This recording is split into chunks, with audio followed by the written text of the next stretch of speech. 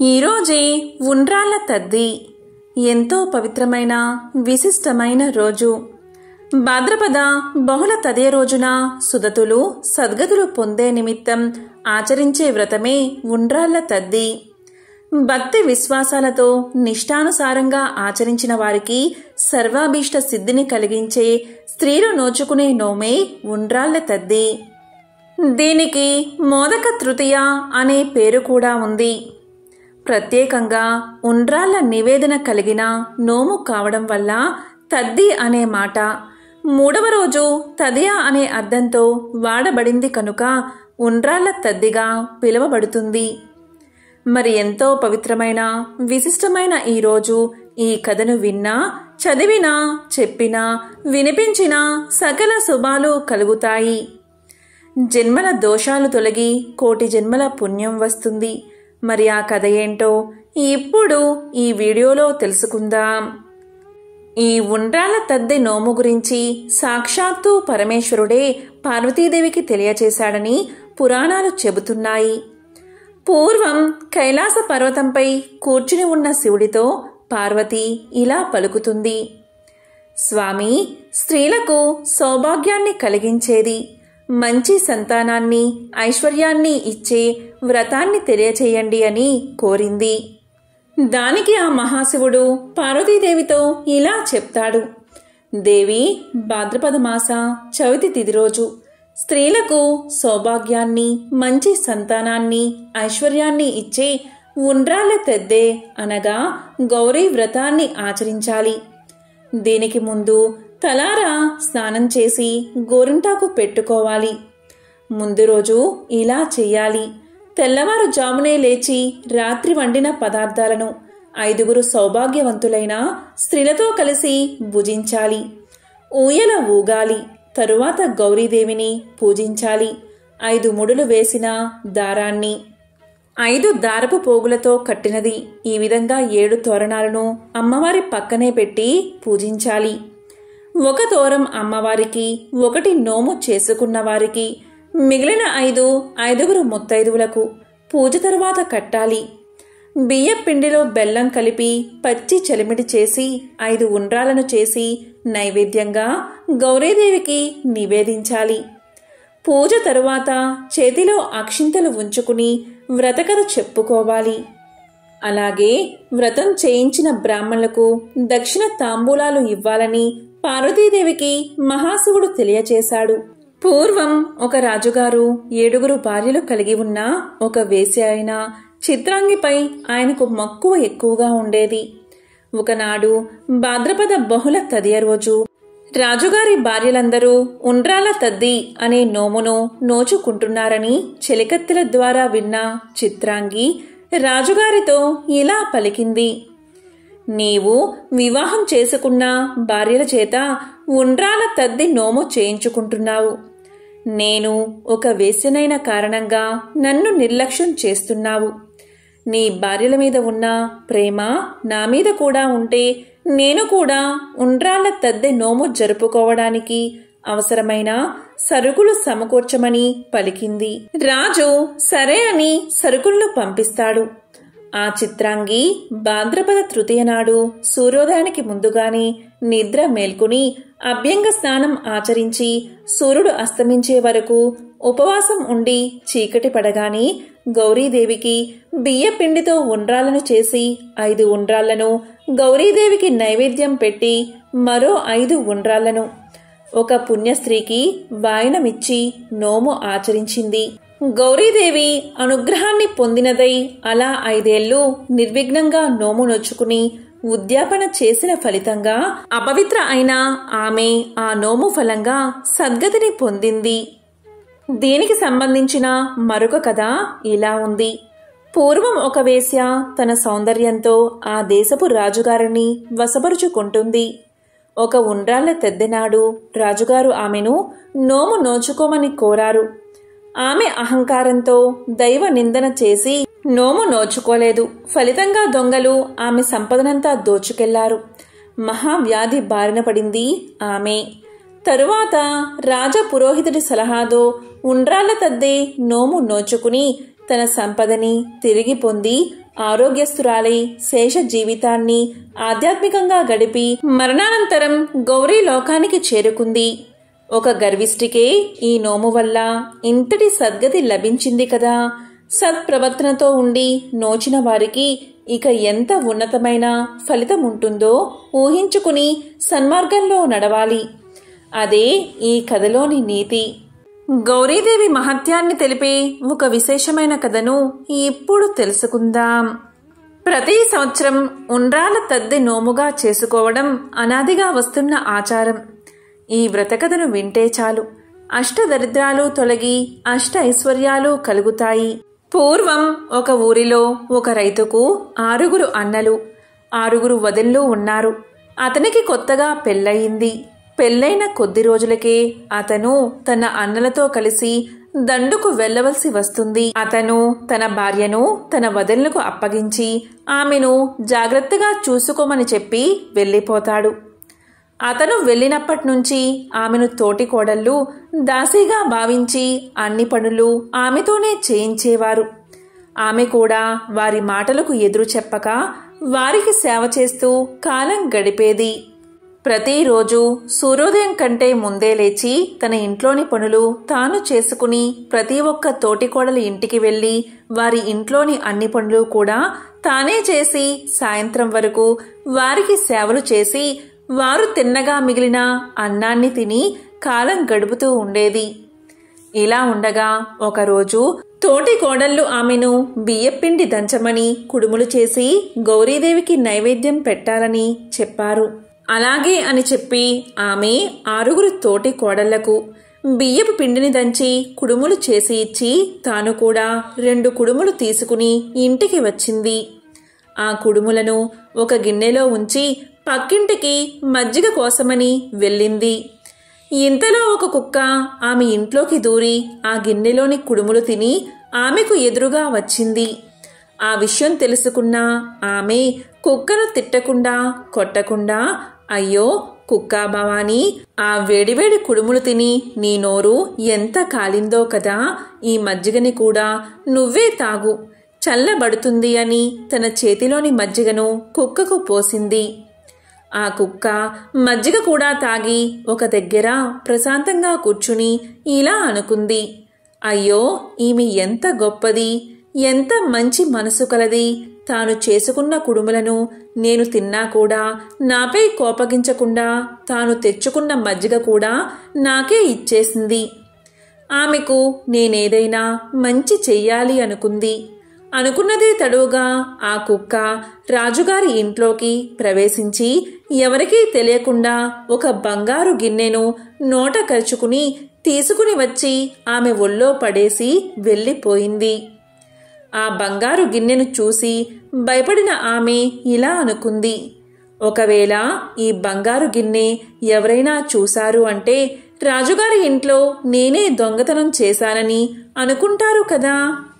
అలా అనుకుని వెంటనే ఆ బంగారు గిన్నెను ఒక మంచి గుడ్డలో చుట్టి ఇంట్లో దాచేసింది. కొన్ని రోజుల తర్వాత ఒకరోజు ఆమె పిడకలు చేస్తూ ఉండగా ఆ ఊరి గాజుల శెట్టి తాను వ్యాపార నిమిత్తం కాశీకి వెళ్తున్నాను అని ఎవరితోనో చెప్పడం విన్నది. వెంటనే ఆ బంగారు గిన్నెను ఎవరికీ కనిపించకుండా మరో మంచి వస్త్రంలో చుట్టి గట్టిగా కట్టి ఆ గాజుల శెట్టి దగ్గరకు వచ్చి ఆ గిన్నెను గాజుల శెట్టుకు ఇచ్చి ఇలా పలికింది, అయ్యా గాజుల శెట్టిగారు, మీరు కాశీకి వెళ్తున్నారని నాకు తెలిసింది. కాశీలో ప్రవహించే గంగా భవానీ నాకు అక్క. మీరు ఆ గంగా ప్రవాహం దగ్గరకు పోయి 3 సార్లు అమ్మా గంగా భవానీ, అమ్మా గంగా భవానీ, అమ్మా గంగా భవానీ అని పిలవండి. ఆమె మీకు ప్రత్యక్షమవుతుంది. ఆమెకు ఈ బహుమతి నా తరపున ఇవ్వండి. ఇది ఎవరికీ తెలియకూడదు. దీన్ని మీరు ఎవరికీ చెప్పకూడదు. దీనిని విప్పి చూడకూడదు. ఇలా చేస్తే మీ తల 16 ముక్కలవుతుంది అని చెప్పి దానిని ఇచ్చింది. ఆ గాజుల శెట్టి దాన్ని తీసుకుని వెళ్ళిపోయాడు. ఆమె చెప్పిన విధంగానే ఆయన కాశీకి వెళ్ళిన తర్వాత గంగా ప్రవాహం దగ్గరకు వెళ్ళి అమ్మా గంగా భవానీ అని 3 సార్లు పిలవగానే గంగాదేవి ప్రత్యక్షమయ్యింది. అతను ఆమె ఇచ్చినటువంటి ఆ బహుమతిని గంగాదేవికి అందజేశాడు. ఆ బహుమతిని స్వీకరించిన గంగాదేవి గాజుల శెట్టితో ఇలా పలుకుతుంది: ఓ గాజుల శెట్టి, నీవు మళ్ళీ నీ పని పూర్తి చేసుకుని నీ ఊరు వెళ్ళేటప్పుడు నాకు కనిపించు అని తెలియజేసింది. ఆ గాజుల శెట్టి అలాగే అని చెప్పి అక్కడి నుండి వెళ్ళిపోయాడు. కొన్ని రోజుల తర్వాత ఆ గాజుల శెట్టి తన వ్యాపార పనులు పూర్తి చేసుకుని తన ఊరు వెళ్ళేటప్పుడు గంగా ప్రవాహం దగ్గరకు వచ్చి 3 సార్లు అమ్మా గంగా భవానీ అని పిలిచాడు. అంతటా గంగాదేవి ప్రత్యక్షమై ఇలా అంటుంది: చూడు గాజుల శెట్టి, ఇదిగో ఈ బహుమతి నా చెల్లికి అందచెయ్యి. ఈ బహుమతిని నువ్వు తెరిచి చూడకూడదు. ఒకవేళ తెరిచి చూసావంటే నీ తల 16 మొక్కలవుతుంది అని చెప్పి బహుమతి ఇచ్చింది. అలాగే అని ఆ బహుమతిని తీసుకుని తిరిగి తన గ్రామానికి బయలుదేరాడు గాజుల శెట్టి. తన గ్రామానికి చేరుకున్న వెంటనే గాజుల శెట్టి గంగాదేవి ఇచ్చిన బహుమతిని ఆమెకు ఇచ్చాడు. తన అక్క గంగా భవానీ ఏం బహుమతి పంపిందో అని ఆనందంతో కుతూహలంతో ఆ బహుమతిని విప్పి చూసింది ఆమె. అందులో కాటుక భరణి కనిపించింది. 6 తోటికోడళ్లకు దాస్యం చేస్తున్న తనకు కాటుక ఒక్కటే తక్కువ అనుకుంది. వెంటనే ఆ కాటుక భరణిని మూల పెట్టేసింది. ప్రతిరోజు ఉదయం నుండి సాయంత్రం వరకు తన 6 తోటికోడళ్లకు సేవలు చేసి చేసి వారు తినగా మిగిలిన అన్నాన్ని తిని ఇంటికి వచ్చేది. అలా కొన్ని రోజులు గడిచాయి. ఒకరోజు సాయంత్రం అన్ని పనులు పూర్తి చేసుకుని ఇంటికి వచ్చి తన అక్క ఎంతో ప్రేమగా పంపించిన ఆ కాటుకను ఒక్కసారైనా పెట్టుకోలేదే అని అనుకుంటూ ఆ కాటుక భరణిని తెరిచింది. వెంటనే ఎంతో ఆశ్చర్యంగా ఆమె నివాసం ఉంటున్న పూర గుడిస పెద్ద భవంతిలా మారిపోయింది. ఆమె కూర్చున్న కుక్కి మంచం కాస్త ఒక బంగారు ఊయల్లా మారిపోయింది. ఆమెను సేవించడానికి బోలెడంతమంది దాసీజనం ఆమె ముందు ప్రత్యక్షమయ్యారు. ఆమెపై అత్తరు, పన్నీరు, సుగంధ ద్రవ్యాలు చల్లేవారు. కొందరు ఆమెకు పలహారాలు అందించేవారు. మరికొందరు ఆమెకు విసినకర్రలతో విసిరేవారు. ఇంకొందరు ఆమె కూర్చున్న ఉయ్యాలను ఊపేవారు. మరికొందరు ఆమె చుట్టూ చేరి సేవలు చేసేవారు. ఇలా దాసీజనంతో భోగ భాగ్యాలతో అష్ట ఐశ్వర్యాలతో ఆమె ఆనందంగా ఆ రాత్రిని గడిపింది. మళ్లీ సూర్యోదయం కాగానే ఆ కాటుక భరణిని యథావిధిగా మూసేసి తోడి కోడళ్లకు సేవ చేయడానికి వెళ్ళిపోయింది. సేవ చేయడానికి వచ్చిన ఆమె దగ్గర నుండి అత్తరు, పన్నీరు వాసన వస్తుంది. ఆ వాసన 6 తోటికోడళ్ళు గమనించారు. ఇలా కొన్ని రోజులు గడిచాయి. ఆమె రోజు వారందరికీ సేవలు చేసి సాయంత్రానికి ఇంటికి వచ్చి కాటుక భరణి తెరిచి అష్ట ఐశ్వర్యాలను భోగ భాగ్యాలను అనుభవిస్తూ మరలా సూర్యోదయానికి ఆ కాటుక భరణిని మూసివేసి యథావిధిగా తోటి కోడళ్లకు సేవ చేయడానికి వెళ్ళిపోయేది. ఇలా ఉండగా ఒకరోజు దండుకు వెళ్లిన అన్నదమ్ములు 7 తిరిగి వచ్చారు. 7 ఆమె భర్త అయిన చిన్నవాడు తన 6 వదినలకు నమస్కారం చేసి ఇలా అన్నాడు: వదినలారా, నా భార్య మిమ్మల్ని ఏమీ ఇబ్బంది పెట్టలేదు కదా అని అడగగా 6 వదినలు ఇలా చెప్పారు: మరిదిగారు, మీరు దండుకు వెళ్ళినప్పటి నుంచి చాలా రోజుల వరకు నీ భార్య చాలా చక్కగా మేము చెప్పిన మాట వింటూ ఉండేది.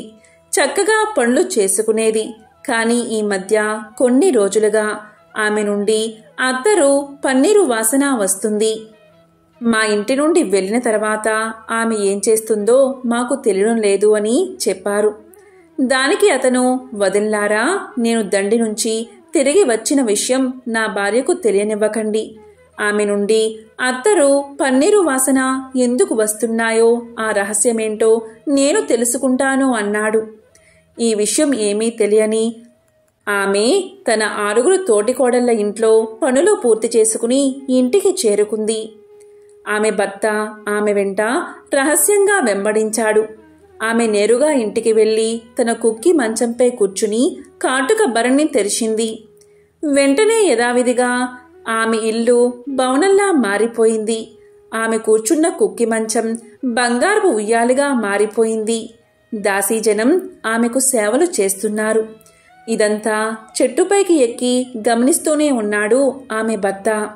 ఇక సూర్యోదయం అవుతూ ఉండగా వెంటనే ఆమె కాటుక భరణి మూసివెయ్యబోయింది. వెంటనే ఆమె భర్త చెట్టు దిగి వచ్చి అసలు ఏం జరిగింది, ఏమిటి ఇదంతా అని భార్యను అడిగాడు. తన భర్తను చూసి ఎంతో సంతోషపడి ఆమె తన తోటి కోడళ్లు పెట్టిన కష్టాలను, బాధలను, అలాగే కాటుక భరణి ఎలా వచ్చిందో కూడా అంతా వివరంగా తన భర్తకు తెలియజేసింది. జరిగిందంతా విన్న తర్వాత ఆమె భర్త ఎంతో బాధపడి జరిగిందేదో జరిగిపోయింది, ఇక ఈ కాటుక భరణిని మూసి వెయ్యవద్దు, మనం ఇలాగే సంతోషంగా ఆనందంగా గడుపుదామని భార్యకు చెప్పాడు.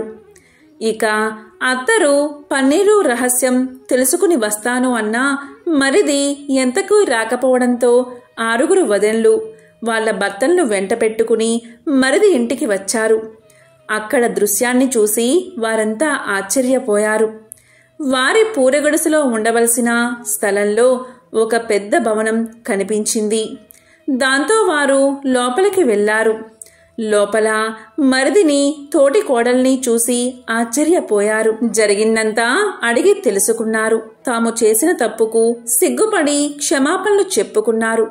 మరిది, తోటి కోడలు వారందరినీ క్షమించి వాళ్ళ 6 కూడా 6 భవనాలను ఆ కాటుక భరణి మహిమచేత కట్టించి ఇచ్చారు.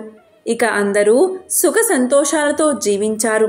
కాబట్టి ఈ కథ గౌరీమాత యొక్క ఉండ్రాల తద్ద మహిమను తెలియజేస్తుంది. ఎంతో పవిత్రమైన, విశేషమైన ఈ కథను విన్నా, చదివినా, చెప్పినా, వినిపించినా సకల శుభాలు కలుగుతాయి. జన్మల దోషాలు తొలగి కోటి జన్మల పుణ్యం వస్తుంది. భాద్రపద తృతీయ తిథి నాడు నోమును ఆచరించే స్త్రీలు సూర్యోదయానికి ముందుగానే అభ్యంగన స్నానాన్ని ఆచరించి సూర్యుడు అస్తమించే వరకు ఉపవాసం ఉండి బియ్య పిండితో ఉండ్రాలను చేసి వండి గౌరీదేవిని పూజా మందిరంలో ప్రతిష్ఠించి షోడశోపచార విధిగా పూజ చేసి 5 ఉండ్రాలను గౌరీదేవికి, మరో 5 ఉండ్రాలను వాయనంపై దక్షిణ తాంబూలాలు ఉంచి 5 ముత్తైదువులకు వాయనం ఇవ్వాలి. ఇలా తమ తమ శక్తిని బట్టి వాయనంతో చీర రవికలను కూడా సమర్పించుకోవచ్చు. ఈ ఉండ్రాల తద్ది నోమును 5 సంవత్సరాలు ఆచరించిన తర్వాత నోముకు వచ్చిన వారందరికీ పాదాలకు పసుపు పారాణి రాసి నమస్కారం చేసి వారి ఆశీస్సులు పొంది అక్షింతలు వేయించుకోవాలి. ఈ ఉండ్రాల తద్ది నోమును ముఖ్యంగా పెళ్లికాని కన్యలు ఆచరించడం వల్ల విశేషమైన ఫలితాలు పొందుతారని, మంచి భర్త లభిస్తాడు అని పురాణోక్తి. ఎంతో విశేషమైన ఈ ఉండ్రాల తద్ది శుక్రవారంతో కలిసి వచ్చింది. శుక్రవారము అంటే సంపదల దేవత అయిన లక్ష్మీదేవికి ఎంతో ప్రీతికరమైన రోజు. మరి ఈ రోజు లక్ష్మీదేవికి సంబంధించిన ఈ కథను విన్నా, చదివినా, చెప్పినా, వినిపించినా లక్ష్మీ కటాక్షం కలుగుతుంది. రుణబాధలు, అప్పుల బాధలు తొలగిపోతాయి. సకల సంపదలు కలుగుతాయి. మరి ఆ కథ ఏంటో ఇప్పుడు ఈ వీడియోలో తెలుసుకుందాం. వైకుంఠంలో విష్ణుమూర్తి దగ్గర 2 ద్వారపాలకులు ఉంటారు. వారి పేర్లు జయుడు, విజయుడు. 2 విష్ణు భక్తులే. ఒకరోజు సనక సనందనాథులు విష్ణు దర్శనం కోసం వైకుంఠానికి విచ్చేశారు. సనక సనందనాథులు మహామునులు, బ్రహ్మ మానస పుత్రులు, అసాధారణ మహిమలు గల మహనీయులు. సకల జగత్తు వారికి ఈశ్వరమయంగానే కనిపిస్తుంది. వారికి ఎక్కడా ఎలాంటి అడ్డు అదుపు లేదు, ఉండదు. వారెప్పుడూ 5 ఏళ్ల ప్రాయంలోనే ఉంటారు. నగ్నంగా ఉంటారు. బాలురిలా కనిపిస్తారు. వైకుంఠంలో ప్రవేశించిన సనక సనందనాథులు 6 ద్వారాలు దాటారు. ఇక 7వ ద్వారం దగ్గరకు చేరుకున్నారు. అక్కడే జయా విజయులు కాపలాగా ఉన్నారు. లక్ష్మీదేవి, విష్ణుమూర్తుల కేలీ మందిరమే 7వ ద్వారం. ఆ ద్వారం దాటాలి అంటే జయా విజయుల అనుమతి తీసుకోవాల్సిందే. అయితే సనక సనందనాథులకు ఒకరి అనుమతితో పనిలేదు. బ్రహ్మస్వరూపులు వారు 7వ ద్వారం దాటబోతూ ఉండగా జయా విజయులు వారిని అడ్డగించడమే కాక మదాంధులై ఆ మహామునుల్ని నిందావాక్యాలతో అవమానించారు. చిన్న పుల్లలు దిగంబరులై ఉన్నారు. ఇంకో మాటగా చెప్పాలంటే పిచ్చి వాళ్ళలా కనిపిస్తున్నారు. ఎక్కడికి వెళ్తున్నారు? ఇది వైకుంఠం 7వ ద్వారం. ఏకాంత మందిరంలోని శ్రీవారిని దర్శించాలంటే మా అనుమతి కావాలి. మీరు తీసుకున్నారా? లేదు. లేనప్పుడు ఎలా లోపలికి వెళ్ళగలరు? వెళ్ళండి, వెనక్కి వెళ్ళిపోండి, ముందు ఇక్కడి నుంచి అని పలికారు జయా విజయులు. ఇక సనక సనందనాథులు నిలబడిపోయారు. ఒకరినొకరు చూసుకుని జయా విజయుల్ని చూసి ఆగ్రహం చెంది ఇలా అన్నారు: ఓ జయా విజయులారా, మమ్మల్ని ఎవరని అనుకుంటున్నారు? మేము సనక సనందనాథులం, విష్ణు భక్తులం. ఆ శ్రీహరిని దర్శించడానికి మాకు ఒకరి అనుమతి అవసరమే లేదు. నిష్కాములమైన మేము శ్రీవారిని సేవించేందుకు వెళ్తుంటే మీరు మమ్మల్నే అడ్డుకుంటారా? దుర్మాత్ములు మీరు. ఇక్కడి పుణ్యలోకంలో ఉండడానికి మీరు అనర్హులు. మీ పాపానికి భూలోకమే సరైనది. వెళ్ళి భూలోకంలో పుట్టండి అని శపించారు.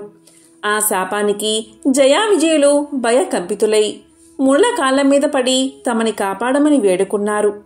మహామునులారా, మీ పుటల తప్పుగా ప్రవర్తించాం. మా అజ్ఞానాన్ని క్షమించండి. శ్రీహరికి దూరంగా మేము ఒక్క క్షణం కూడా ఉండలేం. కరుణించండి. మీ శాపానికి తిరుగులేదు. ఆ సంగతి మాకు తెలుసు. అందుకని మా కోరిక మన్నించండి. మేము ఏ జన్మ ఎత్తినా ఎక్కడ ఉన్నా మాకు భగవద్భక్తి, భగవన్నామ స్మరణ ఉండేలా అనుగ్రహించండి. ఏకాంత మందిరంలో ఉన్న శ్రీహరికి ఇదంతా వేడుకగా అనిపించింది. నవ్వుకుని బయటకు వచ్చాడు. శ్రీహరిని చూస్తూనే సనక సనందనాథులు చేతులెత్తి నమస్కారం చేసి అనేక వేద మంత్రాలతో స్తుతించారు. ఇక శ్రీహరి సంతోషించి ముళ్లను చూసిన తర్వాత జయా విజయులను చూసి తాను అంతా గ్రహించినట్లుగా చూపులతోనే వారికి తెలియచేశాడు. ముళ్లతో శ్రీహరి ఇలా పలికాడు: మహామునులారా, ఈ జయా విజయులు మీ పట్ల క్షమించరాని నేరమే చేశారు. వారు శిక్షార్హులే. సేవకులు చేసిన అపకారాలు, అపచారాలు అన్నీ ప్రభువుకే చెందుతాయి. ఈ కారణంగా నేను కూడా మీ పట్ల తప్పుగా ప్రవర్తించినట్లే. అందుకే వేడుకుంటున్నాను, క్షమించండి. మునులు దైవ సమానులు. అందున నా భక్తులు నాకంటే అధికులు. మీ మాటలు పొల్లుపోవు. మీ శాపం ఫలించి తీరుతుంది అని శ్రీహరి పలకగా అంతా నీ లీలా అని మునీశ్వరులు శ్రీహరిని మరొక్కసారి మనసారా చూసుకుని నమస్కరించి నిష్క్రమించారు. ఇక జయా విజయులు శ్రీహరి కాళ్లపై పడి అజ్ఞానంతో ముళ్లను అవమానించాం. నీ సేవకులుగా నీకు మహోపచారం చేశాం. తప్పాను ఒప్పుకుంటున్నాం. కాని వారి శాపాన్ని మేము భరించలేము. నీకు దూరంగా జీవించలేము. కరుణించు మహాదేవా, కటాక్షించు అని వేడుకున్నారు. ఇక శ్రీహరి జయా విజయులను చూస్తూ, ముళ్ల శాపం తిరుగులేనిది, అనుభవించి తీరాల్సిందే. పైగా లక్ష్మీదేవి కూడా మిమ్మల్ని శపించింది. జ్ఞాపకం తెచ్చుకోండి. ఒకరోజు నేను లక్ష్మీదేవి ప్రణయ కలహం కారణంగా విడిపోయాము. నేను నా ఏకాంత మందిరంలో అలిగి పడుకుని ఉన్నాను. నా అలక తీర్చేందుకు లక్ష్మీదేవి మందిరంలోకి వస్తూ ఉంటే అప్పుడు కూడా మీరు ఆమెను అడ్డుకున్నారు. అప్పుడు ఆమె కూడా మిమ్మల్ని శపించింది. ముళ్ల శాపం, లక్ష్మీదేవి శాపం ఫలించి తీరాల్సిందే, తప్పదు అన్నాడు ఆ శ్రీహరి. దీంతో జయా విజయులు వెక్కి వెక్కి ఏడుస్తూ శ్రీహరిని పరిపరి విధాలా వేడుకున్నారు. అప్పుడు శ్రీహరి వారిని చూసి జాలిపడి ఇలా అన్నాడు: దిగులు పడకండి. భూలోకంలో మీరు రాక్షసులై జన్మించి నాకు బద్ధ శత్రువులుగా మారి దేవ బ్రాహ్మణులకు అపకారం చేస్తూ జీవిస్తారు. ఆఖరికి నా చేతుల్లోనే మరణిస్తారు. 3 జన్మల తర్వాత మళ్లీ మీకు వైకుంఠ ప్రవేశం ఉంటుంది. స్నేహంతో కాని శత్రుత్వంతో కాని నిరంతరం నన్నే స్మరించే వారికే నా సాయుధ్యం లభించకుండా ఉండదు. విరోధం కారణంగా మీరెల్లప్పుడూ నన్నే స్మరిస్తూ ఉంటారు. అనుక్షణం నన్నే ద్వేషిస్తూ ఉంటారు. ఆ కారణంగా మీరు నన్ను ఎడబాసి ఉన్నట్లే ఉండదు. శీఘ్రకాలంలో మీరు నన్ను చేరేందుకు ఇదే సరైన మార్గమని శ్రీహరి జయా విజయుల్ని ఓదార్చాడు. అలా జయా విజయులు అటు సనక సనందాదుల శాపానికి, ఇటు శ్రీ లక్ష్మీదేవి శాపానికి గురయ్యారు. లక్ష్మీదేవి ఐశ్వర్యానికి దేవత, జ్యేష్ఠాదేవి దారిద్ర దేవత. ఒకసారి వీరిద్దరికి ఒక చిన్న అనుమానం వచ్చింది. ఆ అనుమానం ఏంటి అంటే తమలో ఎవరు చాలా అందంగా ఉన్నారని. ఈ విషయమై వీరిద్దరూ వాదించుకుంటూ ఉండగా వారికి ఎదురుగా ఒక వ్యాపారి వస్తూ కనిపించాడు. ఇక వాదించడం ఆపి ఆ వ్యాపారిని అడిగి నిజం తెలుసుకోవాలి అనుకున్నారు లక్ష్మీదేవి జ్యేష్ఠాదేవులు. అలా అనుకున్నదే తడవుగా జ్యేష్ఠాదేవి లక్ష్మీదేవులు అతని ముందుకెళ్లి నిల్చున్నారు. తామిద్దరం ఎవరమో కూడా అతనికి వివరించి చెప్పారు. ఐశ్వర్య దేవత, దారిద్ర దేవతలు ఇద్దరూ ప్రత్యక్షమై కనిపించి అలా అడిగేసరికి ఆ వ్యాపారికి నోట మాట రాలేదు. ఇద్దరూ ఒకేసారి కనిపించినందుకు సంతోషించాలో బాధపడాలో కూడా అతనికి అర్థం కాలేదు. ఏదైతే అది అయిందని మనసుకు సర్ది చెప్పుకున్న ఆ వ్యాపారి ఆ దేవతలిద్దరికీ నమస్కారం చేశాడు. ఇంతకీ మీ ఇద్దరికీ వచ్చిన సందేహం ఏంటో చెప్పండి అన్నాడు ఆ వ్యాపారి. అప్పుడు జ్యేష్ఠాదేవి లక్ష్మీదేవులు తమకు వచ్చిన సందేహాన్ని చెప్పి ఎవరు అందంగా ఉన్నారో చెప్పమని అడిగారు.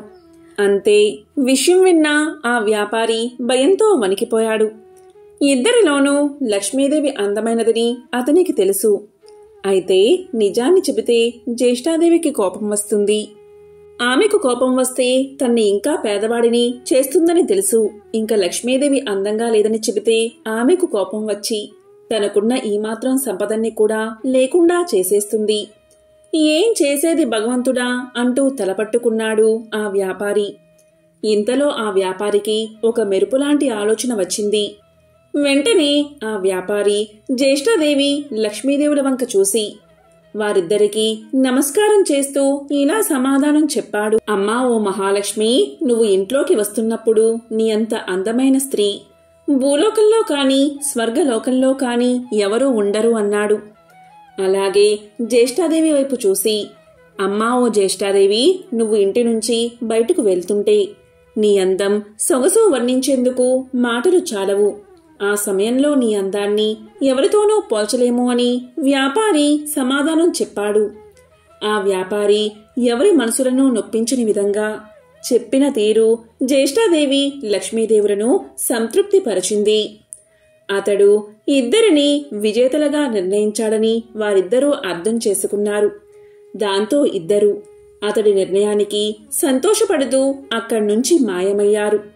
ఇక్కడ అర్థం చేసుకోవాల్సింది ఏంటి అంటే జ్యేష్ఠాదేవి లక్ష్మీదేవులు ఎవరికి వారు విజేతలమని అనుకుంటూ వెళ్లారే కాని నిజానికి నిజమైన విజేత ఆ వ్యాపారే. ఎందుకంటే అతడు ఐశ్వర్య దేవత అయిన లక్ష్మీదేవి అభిమానాన్ని పొందడమే కాక లక్ష్మీదేవికి బద్ధ శత్రువైన జ్యేష్ఠాదేవిని సైతం సంతృప్తిపరిచాడు. కాబట్టి నిజమైన విజేత ఆ వ్యాపారే. లక్ష్మీదేవికి సంబంధించిన ఈ కథలను విన్నా, చదివినా, చెప్పినా, వినిపించినా జన్మల పాపాలు తొలగి కోటి జన్మల పుణ్యం వస్తుంది. భాద్రపద బహుళ తదే రోజున సుగతులు సద్గతులు పొందే నిమిత్తం ఆచరించే వ్రతమే ఉండ్రాళ్ల తద్ది. భక్తి విశ్వాసాలతో ఇష్టానుసారంగా ఆచరించిన వారికి సర్వాభీష్ట సిద్ధిని కలిగించే స్త్రీలు నోచుకునే నోమే ఉండ్రాళ్ల తొద్ది. ఈ నోముకు మోదక తృతీయ అనే పేరు కూడా ఉంది. ప్రత్యేకంగా ఉండ్రాల నివేదన కలిగిన నోము కావడం వల్ల తద్ది అనే మాట మూడవ రోజు తదియా అనే అర్థంతో వాడబడింది కనుక ఉండ్రాల తద్దిగా పిలువబడుతుంది. ఈ నోమును భాద్రపదంలో బాగా వర్షాలు కురిసే ఋతువులో పూర్ణిమ వెళ్లిన మూడవ రోజున అంటే బహుళ తదిన ఉండ్రాల తద్ది నోమును నొచ్చుకోవాలని మన పూర్వీకులు నిర్ణయించారని, అంతేకాదు ఈ నోము గురించి సాక్షాత్తు శివుడే స్వయంగా పార్వతీదేవికి చెప్పాడని పురాణాలు చెప్తున్నాయి. భాద్రపద తృతీయ నాడు స్త్రీలు ఉదయాన్నే లేచి ముందుగా అభ్యంగన స్నానం ఆచరించి సాయంత్రం వరకు ఎటువంటి ఆహార పదార్థాలు తీసుకోకుండా ఉపవాసం ఉండాలి. బియ్య పిండితో తయారు చేసిన ఉండ్రాళ్లను చేసి వాటిని వండాలి. గౌరీదేవిని పూజా మందిరంలో ప్రతిష్ఠించుకున్న తర్వాత పూజా కార్యక్రమాలు నిర్వహించాలి. తరువాత 5 ఉండ్రాళ్లను గౌరీదేవికి, మరో 5 ఉండ్రాళ్లను 5గురు ముత్తైదువులకు వాయినంగా ఇవ్వాలి. ఇలా 5 సంవత్సరాల వరకు ఈ నోమును ఆచరించిన తర్వాత వచ్చిన వారందరి పాదాలకు పసుపు పారాణి రాసి వారి ఆశీస్సులు పొందాలి. పెళ్లికాని అమ్మాయిలు ఈ నోమును నోచుకుంటే మంచి భర్త లభిస్తాడట. ఈరోజు మినుములతో చేసిన అట్లు, గోంగూర పచ్చడిని తప్పనిసరిగా తినాలి. సకల సౌభాగ్యప్రదాయిని గౌరీదేవి కనుక గౌరమ్మ పూజ, చదువులకు విజయానికి అధినేత వినాయకుడి పూజ తప్పనిసరిగా చెయ్యాలి. మనసుకు అధిపతి చంద్రుడు కనుక ఆరోగ్యకరమైన మనస్సు కోసం చంద్ర దర్శనం చేసుకుని భోజనం చెయ్యాలి. ఈ ఉండ్రాల తద్దె నోమును 16 కుడుముల నోము, అలాగే షోడసోమవ్రతమని కూడా పిలుస్తారు. కాబట్టి ఎంతో పవిత్రమైన విశేషమైన ఈరోజు ఈ కథలను విన్నా, చదివినా, చెప్పినా, వినిపించినా జన్మల పాపాలు తొలగి కోటి జన్మల పుణ్యం వస్తుంది. ఆ గౌరీదేవి యొక్క సంపూర్ణ అనుగ్రహం మీకు కలుగుతుంది. లక్ష్మీ కటాక్షం కలుగుతుంది. ఓం శ్రీ మహాలక్ష్మియే నమః. ఓం శ్రీ మాత్రే నమః.